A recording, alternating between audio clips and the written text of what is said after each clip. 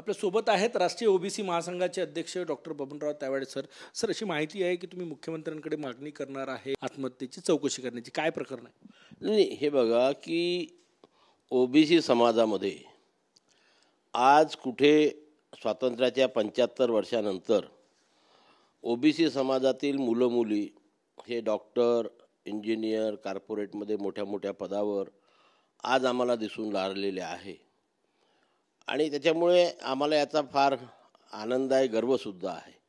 पण हे होत असताना डॉक्टर यासारखी एक तरुणी या वयात, अल्पवयामध्ये स्वतःचं जीवन संपवते, आत्महत्या करते, ही मनाला कुठेतरी ठेचणारी आणि अत्यंत किळसवाणी, दुःखदायी गोष्ट आहे. आणि म्हणून तिला ही आत्महत्या करण्याकरता कोणी प्रेरित केलं, कोणी त्रास दिला, कुठल्या त्रासाला कंटाळून आमच्या या तरुणींनी आत्महत्येसारखं हत्यार उचलून स्वतःचं जीवन संपवलं, या गोष्टीची सखोल चौकशी माननीय मुख्यमंत्र्यांनी, कारण गृहमंत्रालय त्यांच्याचकडे आहे, किंवा SIT लावून याची चौकशी करावी आणि जो कोणी दोषी असेल त्या दोषीला कडकच्या कडक शिक्षा त्यांनी द्यावी, जेणेकरून भविष्यामध्ये कुठल्याही अशा प्रकारच्या उच्च शिक्षित महिलेला किंवा पुरुषाला कोणी त्रास देण्याची हिंमत करणार नाही. धनंजय मुंडे याबाबत पत्र लिहिणार आहे. काही नेते, काल पंकजा मुंडे यांनी व्यक्त केलेलं आहे की दुःख व्यक्त केलं, चौकशीची मागणी केलेली आहे. काय वाटतं? तिने म्हटलं की माझ्यावर 4 वेळा अत्याचार झाले असं लिहिलं तिने हातावर. PM रिपोर्ट बदलण्यासाठी दबाव येत होता.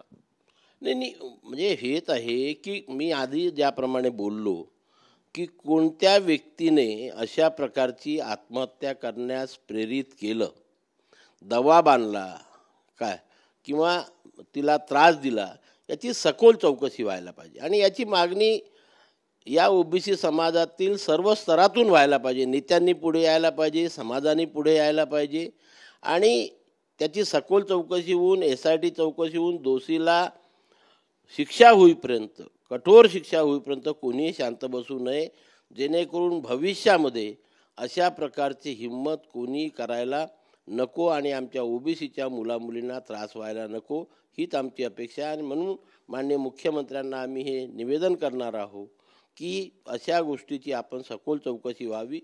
गावखेड्यातनं आलेला एखादा तरुण, एखादी तरुणी अशा प्रकारचं स्वतःचं करिअर तयार करते आणि ते करिअर तयार झाल्यानंतर जेव्हा ती स्वतःच्या जीवनाला सुरुवात करते, आयुष्याला सुरुवात करते, मी असं म्हणतो, आणि तेव्हा अशा प्रकारचा कुणाकडनं तरी त्रास होतो. त्या त्रासाला कंटाळून जर आमचा एखादा ओबीसी युवक किंवा युवती अशा प्रकारे जीवन संपवत असेल तर ती अत्यंत वेदनादायी गोष्ट आहे. ते आमच्या मनाला सहन होत नाही. सर, याला ओबीसी किंवा मराठा असा रंग देणं कितपत योग्य आहे? ती वाईट घटना आहे एखाद्या डॉक्टरनं आत्महत्या करणे. नाही, समाजातील सर्वांची सामूहिक जबाबदारी आहे. ओबीसी किंवा जातीय रंग नाही आहे. कुठल्याही जाती धर्माचा असो, तो कुठल्याही जाती धर्माचा हा महाराष्ट्रीयन पोरगा पोरगी, भारताचा नागरिक असो, त्यांचं अशा प्रकारे आयुष्याची सुरुवात झाल्यानंतर, त्यांच्या करिअरची सुरुवात झाल्यानंतर, ओबीसी म्हणून नाही, तो कुठल्याही जाती धर्माचा असो, मी हे म्हणेल की प्रत्येक महाराष्ट्रीयन, प्रत्येक भारतीयांची कर्तव्य आहे की या देशातील प्रत्येक युवक युवती, स्त्री असो की पुरुष असो, यांना संरक्षण देण्याची जबाबदारी हे प्रत्येक व्यक्तींनी पार पाडायला पाहिजे.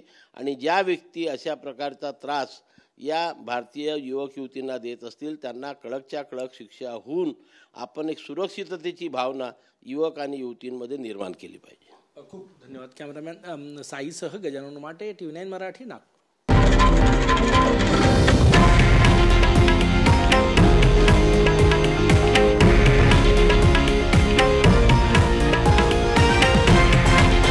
हे आहे देशातील नंबर 1 न्यूज नेटवर्क आणि आपण पाहत आहात TV9 मराठी, एकमेव.